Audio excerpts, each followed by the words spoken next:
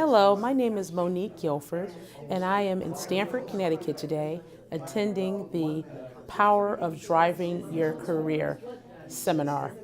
What an awesome day. What a valuable use of time. I lost my job at Pepperidge Farm a couple months ago and trying to figure out what is my next move? What do I need to be doing next? And I honestly needed some direction. So whether you are in between jobs like me or whether you are on a job that you're just not happy with or you feel that you are, not moving forward, this is an empowering experience because if you keep doing the same ordinary stuff, nothing extraordinary will happen.